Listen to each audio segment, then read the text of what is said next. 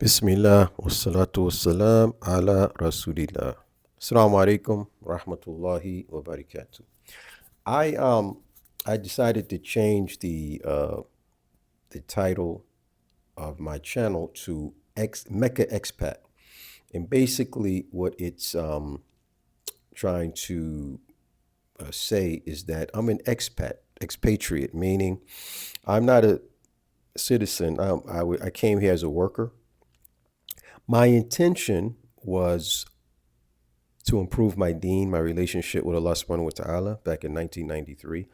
And then when I came here, that was my India.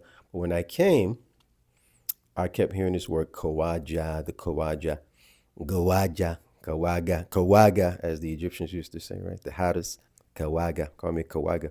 But usually it was a white person, non-Muslim, who came to the Muslim lands for work. And I kept asking the white teacher from the UK, what is this guy calling you, man? A Kawaga. He's saying he's been trying to say Kawaja, like the foreign guys who came here for work. And expatriate, the expats. So although that wasn't my intention, that was my status. So you can have an intention for something, but your status isn't necessarily that thing hakikatan as far as the rules are concerned. So the rule over here is we came in as foreign workers, a teacher working for an international school. There's still work here, alhamdulillah.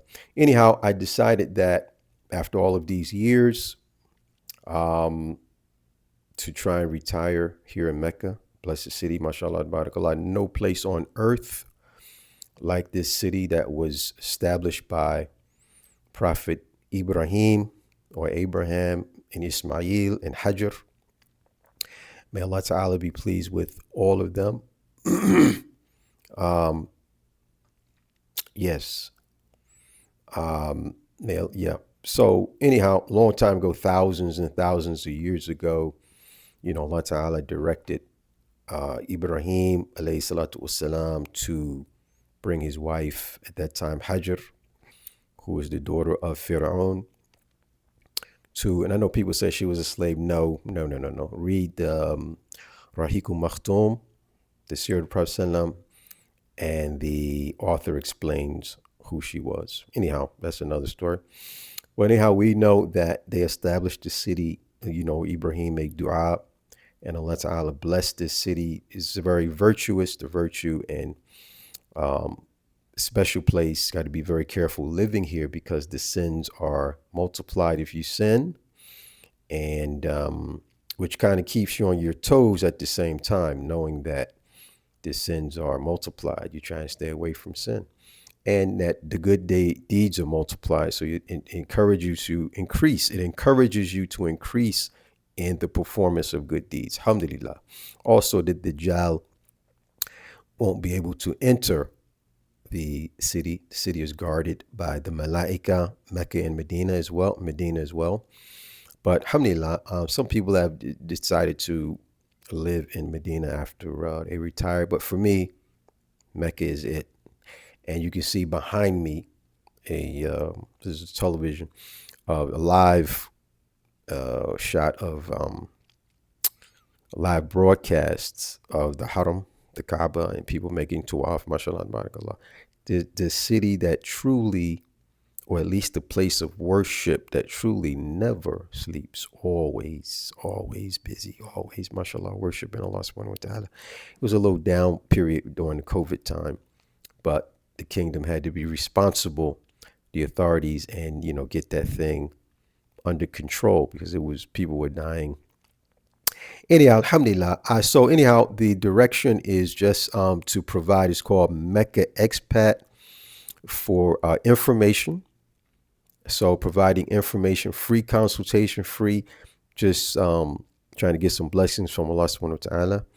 And information as much as I can give about life here, living in Saudi, and also Mecca. I'm still learning the city myself. So it's been June 1st, 2026 for me. And I live in a district not far from the Haram. Nice, mashallah, barakallah.